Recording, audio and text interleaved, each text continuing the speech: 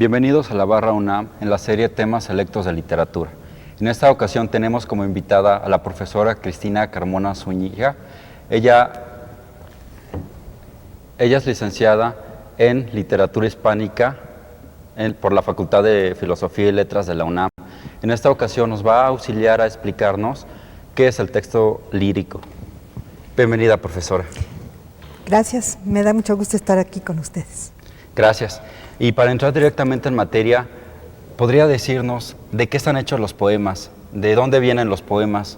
A mí siempre me ha intrigado saber de dónde vienen los poemas y en este caso en particular los poemas líricos. Pues mira, Raúl, los poemas vienen de la experiencia humana, vienen de las vivencias, vienen del dolor, vienen de la alegría, vienen de la pérdida, vienen del encuentro. Las vivencias humanas que todos tenemos, el poeta las reelabora y las plasma en un texto literario al cual llamamos poema. Entonces, ¿será, profesora, el poema lírico la única forma de expresar literariamente las vivencias del autor? Pues es el poema es el que más intensamente las transmite, pero en todos los textos literarios hay vivencias humanas. Los géneros literarios se distinguen porque el género épico se centra más bien en narrar, sí, ¿no? En narrar historias que les pasan a personajes, ¿no? A lo largo de la literatura ha habido distintas formas de épica. Por ejemplo, el poema épico narra las historias de los héroes, ¿no? De los héroes épicos. Tenemos un género épico más reciente que es la novela. Por ejemplo, la primera novela moderna es El Quijote, aunque no sea tan moderna para los estándares de hoy, pero bueno, es la moderna, la novela, el poema, el género épico más moderno. Tenemos uno más reciente que es el cuento. El cuento es un género que procede del siglo XIX.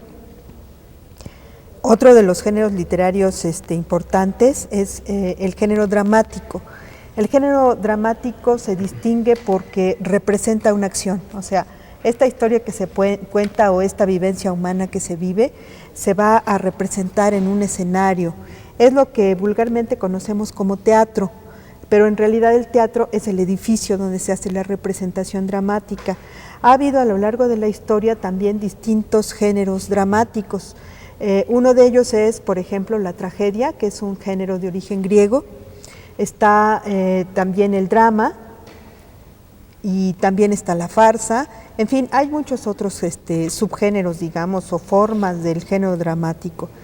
Y el género lírico se distingue de los otros porque de una manera mucho más esencial y mucho más central expresa las vivencias subjetivas. De la misma manera que en el caso de los otros géneros, a lo largo de la historia ha habido distintas formas de género lírico. Tenemos, por ejemplo, la canción, el romance, que es un género muy característicamente español. El equivalente en la literatura mexicana, por ejemplo, sería el corrido. Tenemos el soneto, que es una forma culta del poema, ¿no? de este género lírico. Entonces no es el único, pero sí es el que de manera más intensa o más directa retoma las vivencias del poeta para transmitirlas. Ahora, otra de las cosas importantes de los textos literarios, de los distintos géneros literarios y muy particularmente del poema lírico, es que son medios de comunicación, ¿no? O sea, son como todo el arte, formas de expresar, de comunicar. Y para esto, los que estudian estas cuestiones los sitúan dentro de algo que llamamos la situación comunicativa. En la situación comunicativa de un texto es muy importante el quién se expresa, ¿no? ¿Quién hace el poema?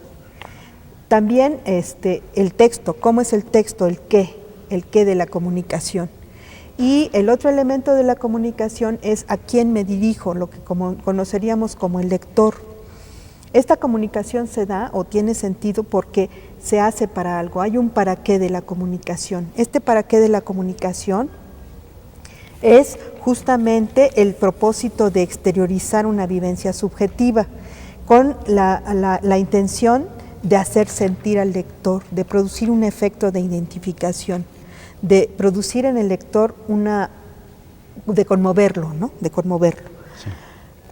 También es muy importante para que se dé la comunicación por la vía del arte y de los textos literarios, el dónde y cuándo se produce la comunicación, porque en realidad el texto, el poema, se produce en un dónde y cuándo, en una determinada situación, a la cual le llamamos condiciones de producción, y el lector lo lee también en unas condiciones que llamamos condiciones de recepción, que pueden no coincidir, ¿no? O sea, sabemos que, por ejemplo, nosotros ahora leemos textos que son bastante antiguos, ¿no?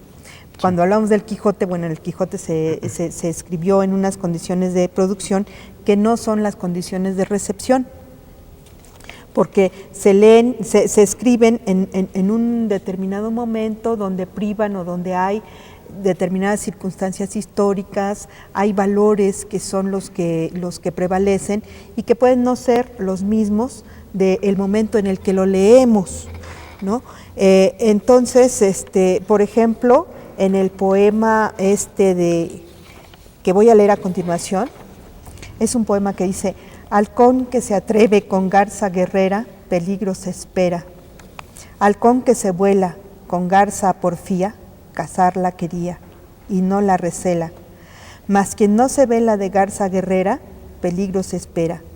La caza de amor es de altanería, trabajos de día, de noche dolor.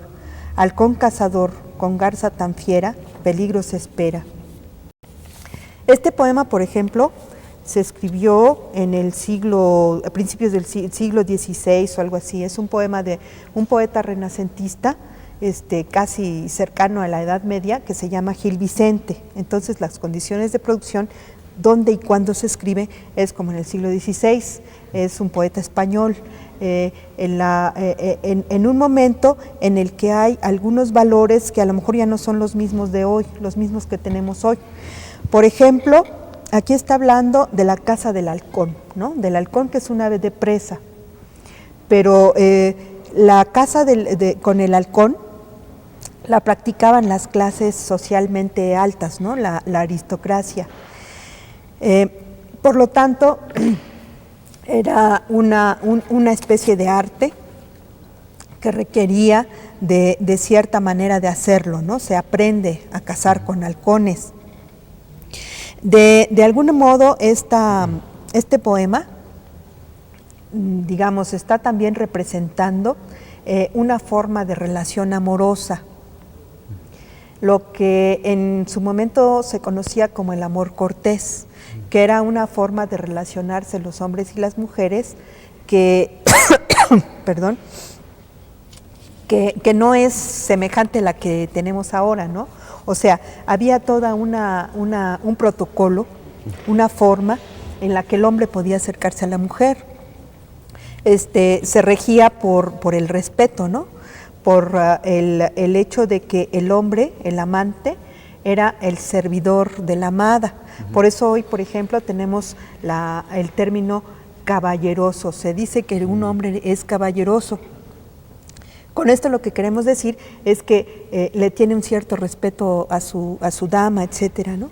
Entonces, esta forma de conducirse estaba regida por el hecho de que hay un valor que es el que prevalece, el honor, ¿no? El honor que tiene que ser respetado, que tiene que ser, que la mujer tiene que ser tratada de una cierta manera.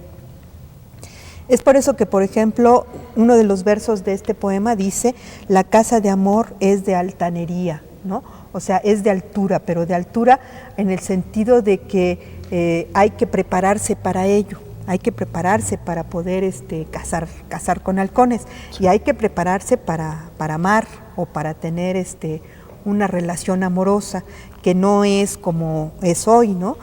Sino que se rige, como decía, por un código. Es por eso que, por ejemplo, el escritor colombiano Gabriel García Márquez elige estos versos, La caza de amores de altanería, para emplearlos como epígrafe de su novela Crónica de una muerte anunciada. porque quienes han leído la novela Crónica de una muerte anunciada saben que es una novela que trata del asesinato por motivos de lavar el honor, ¿no? De restaurar o el honor de una chica que supuestamente llegó sin ser virgen al matrimonio, y esto era una especie de mancha al honor, y entonces los hermanos tenían que matar a quien había ofendido a la hermana, ¿no? Por eso es que García Márquez elige estos versos para epígrafe de su novela, ¿no? Tenemos también, por ejemplo, este otro fragmento que es, dice: ya no quiere el palacio ni la rueca de plata, ni el halcón encantado, ni el bulfón escarlata, ni los cisnes unánimes en el lago de azur. Y están tristes por la flor de la corte, los jazmines de oriente, los nelumblos del norte, de occidente las dalias y las rosas del sur.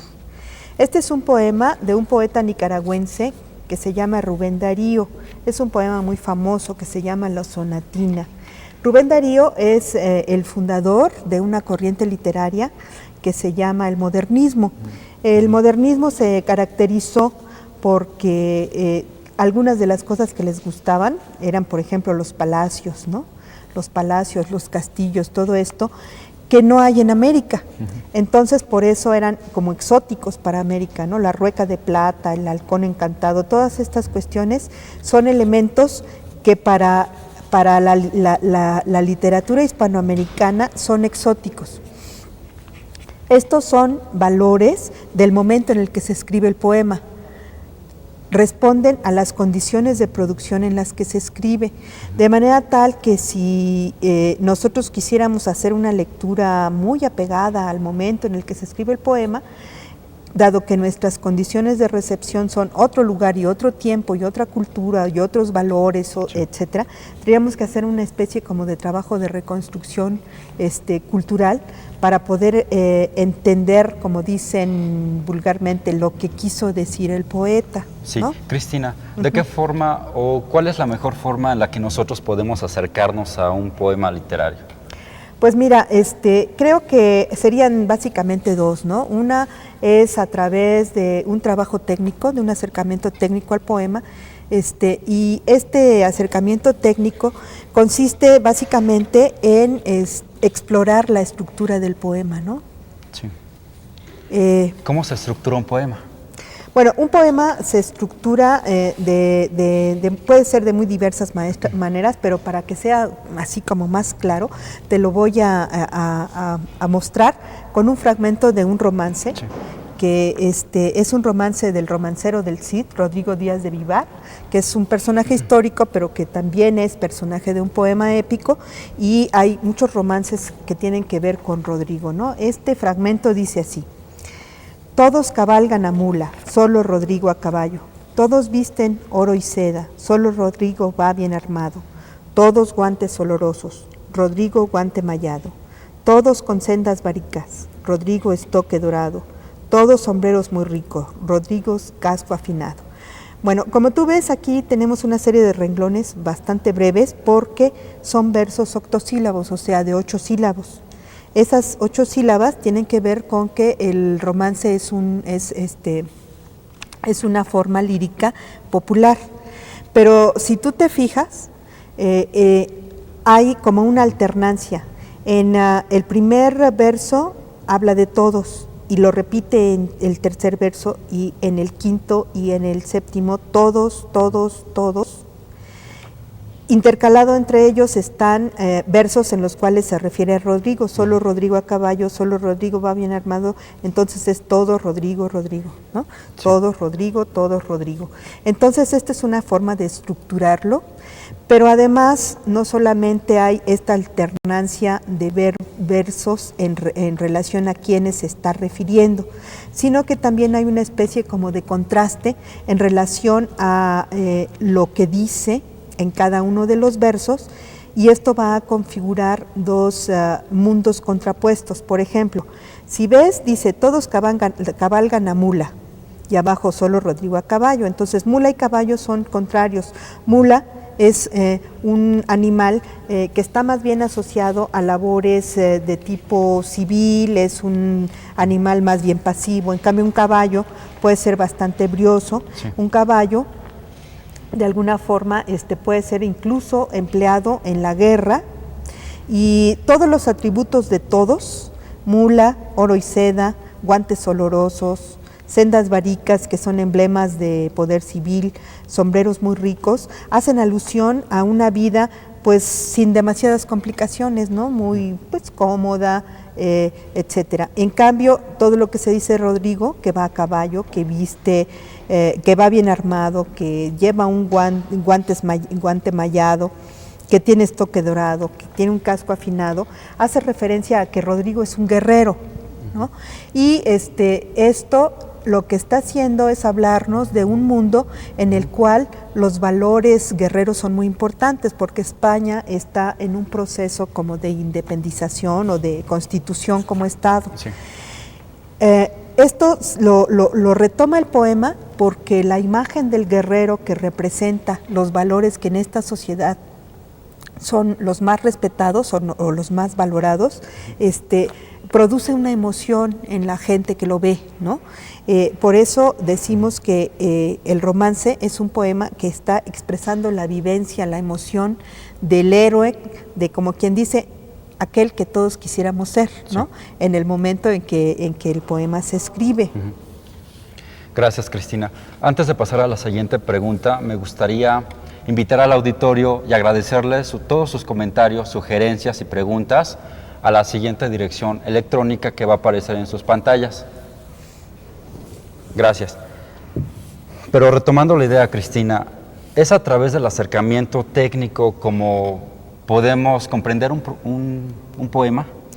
Pues mira, el acercamiento técnico que se basa en explorar la estructura del poema y que comprende muchas de las cosas que estudiamos en la escuela, ¿no? O sea, el estudio de la versificación, de las formas estróficas, de cómo en el poema se usan las figuras retóricas, de las características de la corriente o de la escuela a la que pertenece el poema.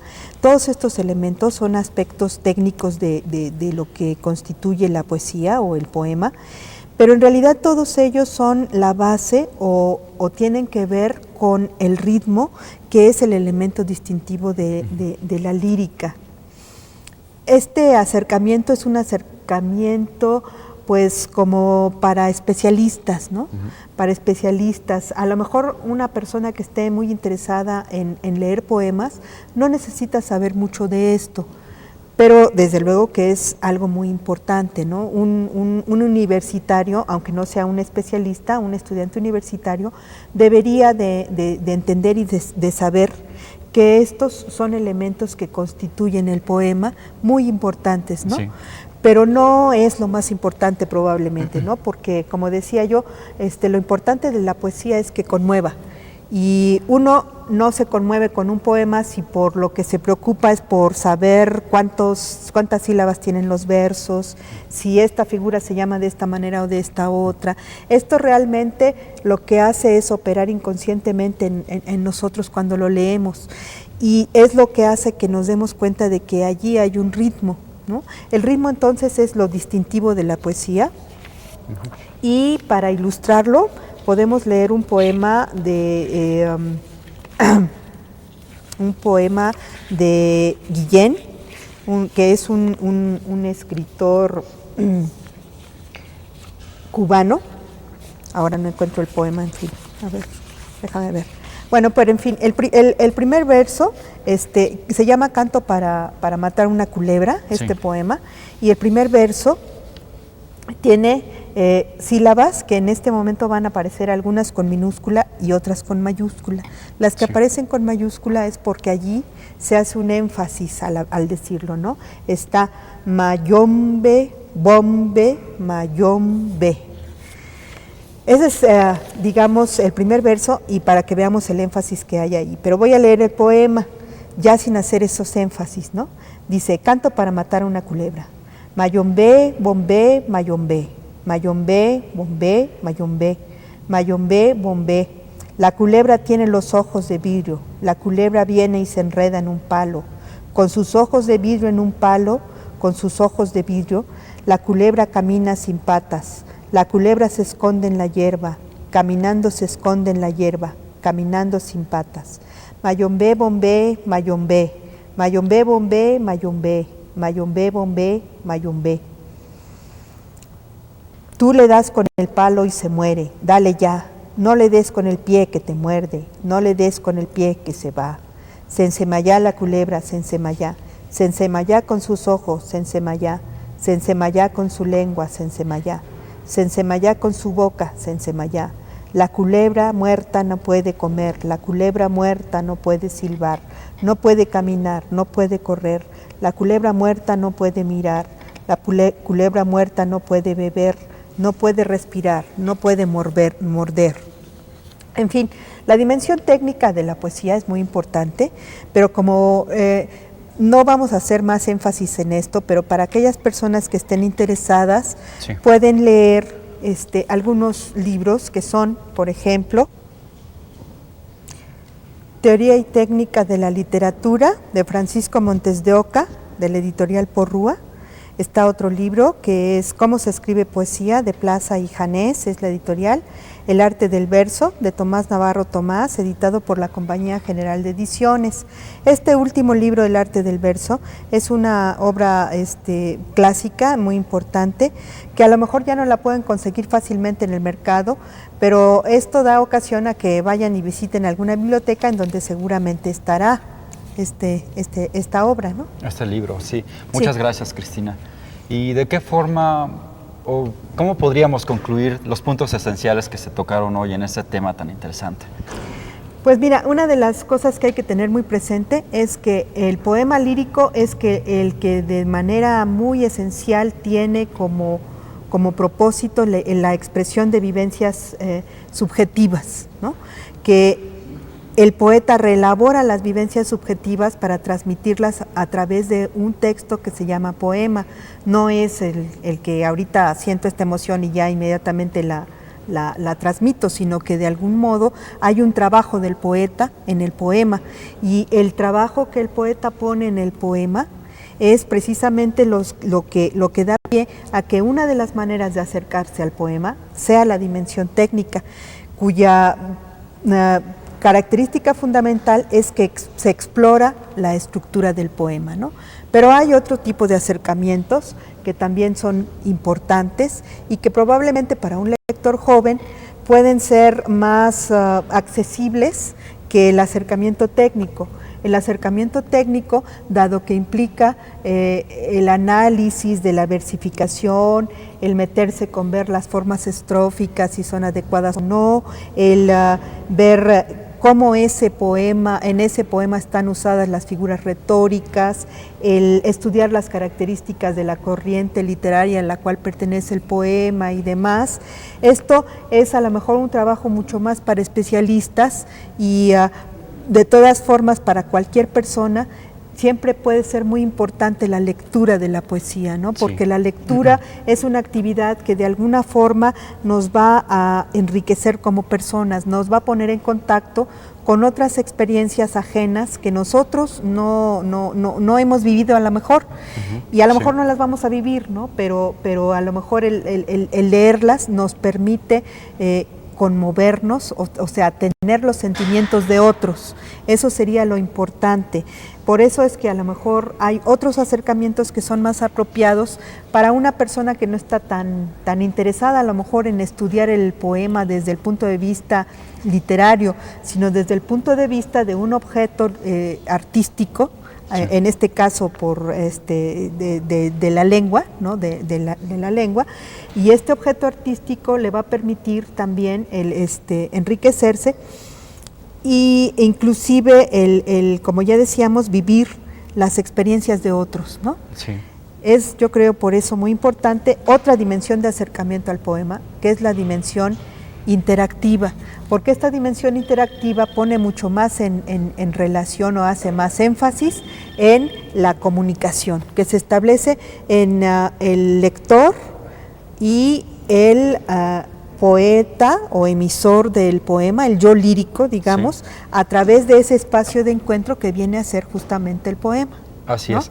Muchas gracias, Cristina. Seguramente todos estos conceptos y toda esta bibliografía que nos acabas de dar nos servirán mucho para todos aquellos que queremos adentrarnos en el mundo de la poesía, en este maravilloso mundo que es la poesía. Muchas gracias por tu participación y a cuestión del tiempo nos han faltado ver tantos temas de este asunto tan especial como es la poesía. Espero aceptes otra cordial invitada a hacer un nuevo programa para tocar todos estos temas más interesantes. Me dará muchísimo gusto y les agradezco la atención. Gracias. Gracias. Nada.